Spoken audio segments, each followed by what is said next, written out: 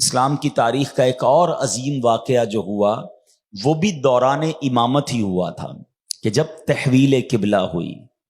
مسلمان جب مکے میں تھے تو کعبے کو رک کر کے نماز پڑھتے تھے، مدینے گئے تو حکم ملا کہ بیت المقدس کو رک کر کے نماز پڑھیں. 17 مہینے ہو گئے بیت المقدس کی طرف رک کر کے نماز جاری تھی، مگر وہاں کے یہودی جو تھے، غیر مسلم جو تھے، وہ مسلمانوں کو طعنہ دیتے تھے. وہ کہتے تھے آپ تمہارے نبی دین تو نیا لائے ہیں، قبلہ ہمارا ہی ہے، اسی کی طرف رک کر کے آپ لوگ نماز پڑھتے ہیں. تو ان کا طعنہ دینا، جناب رسول اللہ کے دل کا غمگین ہونا، آپ کا بار بار آسمان کی طرف سر اٹھانا، اور نماز جاری ہے. 4 رکعت والی نماز ہے اور وہ جگہ ہے مسجد قبلتین. جناب رسول اللہ صلی اللہ تعالی علیہ وسلم نے نماز شروع فرما دی. 2 رکعتیں ہو چکی ہیں اور دوران نماز یہ وحی نازل ہوتی ہے، فَلَنُوَلِّيَنَّكَ قِبْلَةً تَرْضَاهَا، اے محبوب ہم اس طرف تمہیں پھیر دیں گے جس طرف تمہاری رضا ہے. اور پھر حکم ہوتا ہے کہ اپنا رخ کعبے کی طرف پھیر دو. دوران نماز جناب رسول اللہ صلی اللہ تعالی علیہ وسلم نے اپنا رخ تبدیل کیا.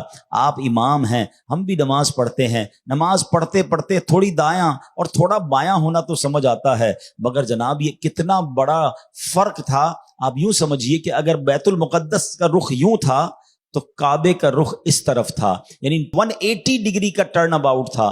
نبی پاک دوران نماز اپنے آپ کا اپنے رخ موڑا. اب صحابہ اکرام کی وفاداری، ان کی نبی پاک سے محبت دیکھیں. کسی نے کوئی سوال نہیں کیا کہ حضور یہ آپ نماز میں کیا کر رہے ہیں، ہمارا قبلہ تو اس طرف ہے. انہوں نے دیکھا رسول پاک نے رخ موڑا ہے، تمام صحابہ نے رخ موڑ دیا. ہاں، یہ بہت بڑا درس ہے. ویسے ایک سوال ہے، مسجد کمیٹی، مسجد کے امام، متولین بیٹھے ہیں، ہمیں تو 5-10 منٹ نماز میں فرق، جماعت میں ٹائم چینج کرنا ہو تو 1 دن 2 دن پہلے اعلان کرتے ہیں کہ فلاں دن سے جماعت اتنے بجے ہوگی. 5-10 منٹ کا فرق ہو تو اعلان پہلے ہوتا ہے. یہ اتنا بڑا اعلان تھا، کم از کم نماز سے پہلے ہو جاتا.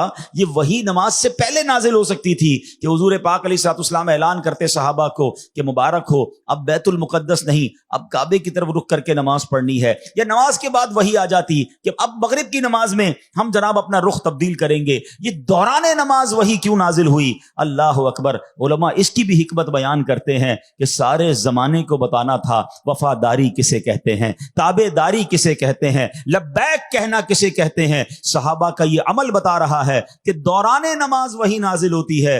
نبی پاک اپنا رخ بدلتے ہیں، صحابہ بھی اپنا رخ بدل دیتے ہیں. وہ لبیک کہنے والے تھے، وہ سوال کرنے والے نہیں، وہ لاجک ڈھونڈنے والے نہیں. انہیں معلوم تھا ارے بیت المقدس کی طرف بھی رخ کر کے انہوں نے ہی تو فرمایا تھا، اب انہوں نے رخ بدل لیا تو ہم بھی رخ بدل لیتے ہیں. سبحان اللہ. اور اللہ تبارک و تعالی کی بارگاہ میں جناب رسول اللہ کا مقام کیسا ہے کہ آپ کی رضا کے لیے، آپ کی دل جوئی کے لیے مسلمانوں کا قبلہ بدل دیا گیا. جبھی تو بریلی کے تاجدار لکھتے ہیں نا، خدا کی رضا چاہتے ہیں 2 عالم، خدا چاہتا ہے رضائے محمد.